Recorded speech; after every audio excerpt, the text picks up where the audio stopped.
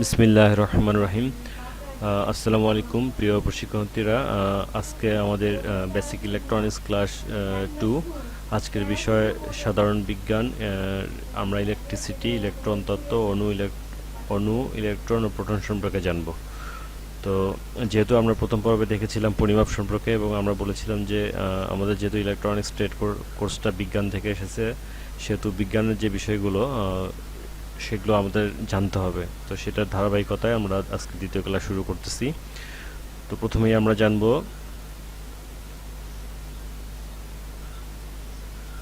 আমি S M Ramizul ইসলাম, instructor electronics, যুব উন্নয়ন অধিদপ্তর, বান্দরবান পার্বত্য জেলা। তোমরা আমার সঙ্গে থাকো, আর আশা করব যে তোমাদেরকে ভালো কিছু দিতে পারবো।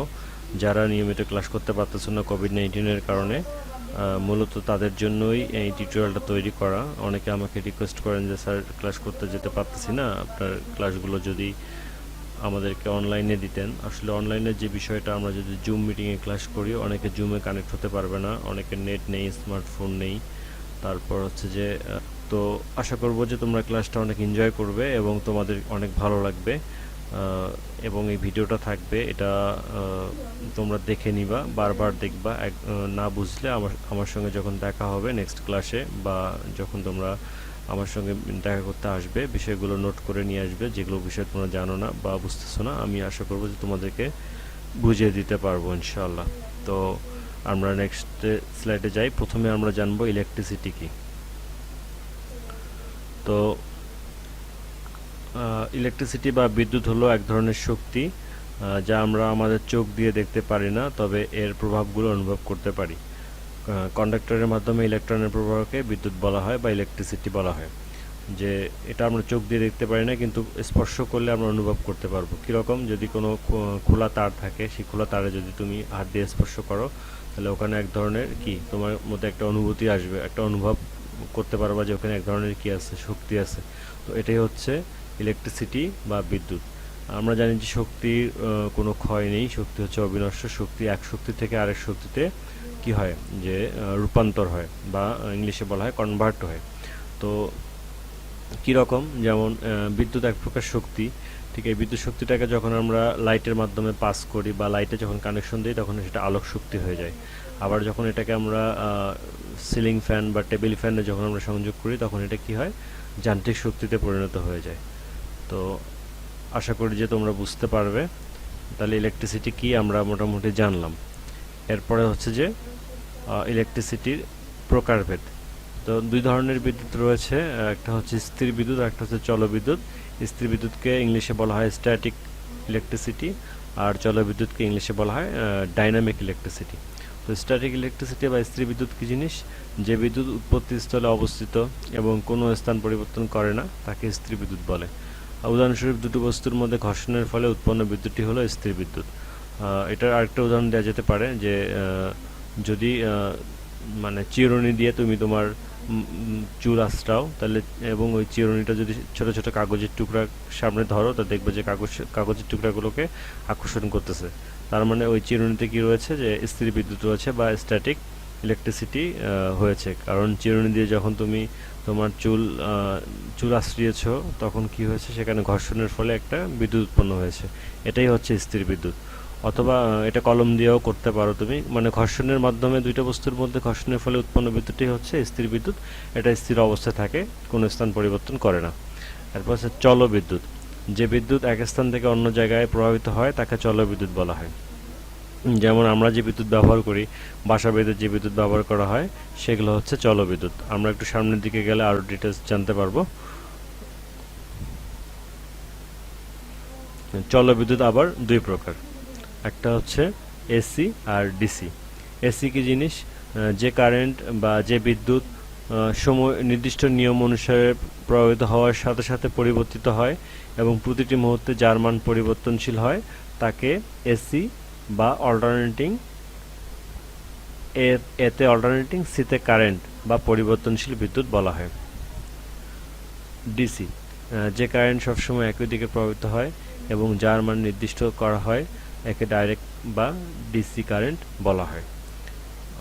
আমরা সামনের দিকে আরও জানতে পারবো, আরও বিস্তারিত জানতে পারবো ইনশাআল্লাহ। আমরা একটু সামনের দিকে আগাই। হ্যাঁ, এবার আসবো আমরা ইলেকট্রন তত্ত্ব, ইলেকট্রন ও প্রোটন নিয়ে। মূলত আজকে আমাদের বিষয় ছিল যে ইলেকট্রিসিটি এবং ইলেকট্রন তত্ত্ব, ইলেকট্রন ও প্রোটন নিয়ে। তো ইলেকট্রিসিটি আমরা জানলাম, এখন আমরা জানবো যে ইলেকট্রন তত্ত্ব নিয়ে এবং ইলেকট্রন, প্রোটন, নিউট্রন কি সে বিষয়গুলো জানবো। তো যেহেতু আমাদের এটা বিজ্ঞানের বিষয় এবং জেনারেল সায়েন্স, তো সায়েন্স তো আসলে অনেক অনেক মানে বিস্তারিত একটা বিষয়ের নাম। তো সায়েন্সের আমরা আমাদের যেটা বিষয় ফিজিক্স থেকে মূলত এসেছে ইলেকট্রনিক্সটা আর ইলেকট্রন থেকেও এসেছে। তো এই বিষয়গুলো আমাদের জানতে গেলে এটা অণু, পরমাণু, এই বিষয়গুলো আমাদের জানতে হবে। তো অণু কি জিনিস? অণুকে ইংলিশে বলা হয় মলিকিউল। তো যৌগিক পদার্থের ক্ষুদ্রতম এককে অণু বা মলিকিউল বলে। অন্যভাবে বলা যায় মৌলিক এবং যৌগিক পদার্থের বৈশিষ্ট্য রক্ষাকারী ক্ষুদ্রতম কণাই হচ্ছে এই অণু। যেমন ক্যালসিয়াম কার্বনেটকে CaCO3 ভেঙে ফেললে আমরা এর মধ্যে অনেক ক্ষুদ্র ক্ষুদ্র কণা পাবো, যারা অক্সিজেন, ক্যালসিয়াম এবং কার্বন দিয়ে তৈরি। তাই এইসব কণাগুলো হচ্ছে অণু। যে কোনো বস্তুর ধর্মকে ধারণ করে সেটাই হচ্ছে অণু। সোজা কথায় পৃথিবীতে আমরা যা কিছু দেখি সব কিছুই পদার্থ। পদার্থ কাকে বলে? যার আকার আছে, আয়তন আছে, ওজন আছে, তাদেরকে বলা হয়, এবং নির্দিষ্ট স্থান দখল করে তাকে বলা হয় পদার্থ। তো পদার্থগুলো অসংখ্য ক্ষুদ্র ক্ষুদ্র কণিকা দ্বারা গঠিত। এই সমস্ত ক্ষুদ্র ক্ষুদ্র কণিকাগুলোকে বলা হয় অণু বা মলিকুল। এরপর হচ্ছে পরমাণু। যে মৌলিক পদার্থের ক্ষুদ্রতম কণাকে বলা হয় পরমাণু। অন্যভাবে বলা যায় শুধুমাত্র মৌলিক পদার্থের বৈশিষ্ট্য রক্ষাকারী ক্ষুদ্রতম কণাকে পরমাণু বলে। যেমন আমরা যদি কার্বন মৌলকে অনেক ছোট ছোট কণায় পরিণত করি, তবে সেই কণাগুলোতে কার্বন বাদে আর কিছুই থাকবে না, তাহলে সেই কণাগুলোই হচ্ছে কার্বন পরমাণু। মানে পদার্থ অসংখ্য ক্ষুদ্র ক্ষুদ্র কণিকা দ্বারা গঠিত, সেগুলোকে বলা হয় অণু। আর অণুকে ভাঙলে বা অণুর মধ্যে কি থাকে? পরমাণু থাকে। বিষয়গুলো আশা করব যে আমরা বুঝতে পারতেছি। যদি না বুঝে থাকো, টেনশনের বা চিন্তার কিছু নেই। আমরা এগুলো নিয়ে সামনের দিকে আরও অনেক ডিটেলস, অনেক বিস্তারিত এবং অনেক প্র্যাকটিক্যালি অনেক বিষয় জানব ইনশাআল্লাহ। এরপরে আমরা জানব যে পরমাণুর স্থায়ী ও অস্থায়ী কণিকা। তাহলে আমরা অণু কি জিনিস জানলাম, পরমাণু কি জিনিস জানলাম, এখন জানবো পরমাণুর যে স্থায়ী এবং অস্থায়ী কণিকা সেগুলো নিয়ে। তো পরমাণুর স্থায়ী কণিকাগুলো কি? যে প্রথম হচ্ছে ইলেকট্রন। এটা হচ্ছে পরমাণুর ক্ষুদ্রতম এবং ঋণাত্মক চার্জযুক্ত মৌলিক কণিকা। ইলেকট্রনের প্রতীক ই, এবং এটা আবিষ্কার করেন স্যার জে থমসন 1897 সালে। ইলেকট্রনকে পরমাণুর অতি ক্ষুদ্র কণাও বলা হয়। প্রোটন। একটা হাইড্রোজেন পরমাণু থেকে একটা ইলেকট্রনকে সরিয়ে নিলে যা থাকে তাকে প্রোটন বলে। প্রোটনের চার্জ হচ্ছে ধনাত্মক। প্রোটনের আবিষ্কারক হচ্ছে আর্নেস্ট রাদারফোর্ড। তিনি 1919 সালে এটিকে আবিষ্কার করেন। এরপর হচ্ছে নিউট্রন। নিউট্রনের আধান বা চার্জ নেই, অর্থাৎ এটি চার্জবিহীন। নিউট্রনের আবিষ্কারক জেমস চ্যাডউইক, তিনি 1932 সালে এটিকে আবিষ্কার করেন। তাহলে প্রিয় প্রশিক্ষণার্থীরা, আমরা জানতেছি যে মূলত আমরা আমাদের যে বিষয়টা ছিল সেটা হচ্ছে যে ইলেকট্রন কি জিনিস আমরা জানবো, ইলেকট্রন তত্ত্ব জানবো। ইলেকট্রন তত্ত্ব জানতে গেলে আমাদেরকে অণু, পরমাণু এবং পরমাণুর যে ক্ষুদ্রতম পরমাণুর যে কণিকাগুলো আছে সেগুলো সম্পর্কেও জানতে হবে। তো সেগুলো আমরা জানতেছি। সেগুলো হচ্ছে যে পরমাণুর দুই ধরনের কণিকা থাকে, একটা হচ্ছে স্থায়ী কণিকা আর একটা হচ্ছে অস্থায়ী কণিকা। তো স্থায়ী কণিকা আবার তিন ধরনের, একটা হচ্ছে ইলেকট্রন, প্রোটন আর একটা হচ্ছে নিউট্রন। তো ইলেকট্রন এটা হচ্ছে পরমাণুর ক্ষুদ্রতম এবং এটা নেগেটিভ চার্জ বহন করে। আর প্রোটন কি জিনিস? এটা হচ্ছে হাইড্রোজেন পরমাণু থেকে একটা ইলেকট্রনকে সরিয়ে নিলে যা থাকে তাকে প্রোটন বলে। সোজা কথায় প্রোটন হচ্ছে যে প্রোটনও একটা ক্ষুদ্রতম কণিকা যেটা পজিটিভ চার্জ ধারণ করে এবং পরমাণুর কেন্দ্রে থাকে। পরমাণুর কেন্দ্রে নিউক্লিয়াস থাকে, নিউক্লিয়াসের মধ্যে প্রোটন এবং নিউট্রন থাকে। নিউট্রন কি জিনিস? যে নিউট্রনের আধান বা চার্জ নেই, এটা চার্জবিহীন, মানে এটা হচ্ছে চার্জ নিরপেক্ষ। আর এটা কোথায় থাকে? এটা নিউক্লিয়াসে থাকে। প্রোটন এবং নিউট্রন একসঙ্গেই থাকে নিউক্লিয়াসে বা পরমাণুর কেন্দ্রে। আশা করি তোমরা বিষয়গুলো বুঝতে পারছো। না বুঝলেও তোমাদের এত টেনশন বা চিন্তার কিছু নেই। আমরা এগুলো আরও ভালোভাবে এবং বিস্তারিতভাবে জানবো। যেহেতু আমাদের মানে বিজ্ঞান বিষয়টা হচ্ছে বিশেষ জ্ঞান, তো বিশেষ জ্ঞানটা এগুলো আমাদের একটু জানতে হবে। কী কারণে জানতে হবে? যেহেতু আমরা সামনের ক্লাসগুলো করব যে ব্যবহারিক ক্লাস করব এবং আমাদের বিষয়গুলো বিজ্ঞান থেকেই আসবে বা বিজ্ঞান থেকে নিতে হবে, তো সেই বিষয়গুলো যেন আমরা ভালোভাবে বুঝতে পারি, তো সেজন্যই এই বিষয়গুলো আমাদের জানতে হবে।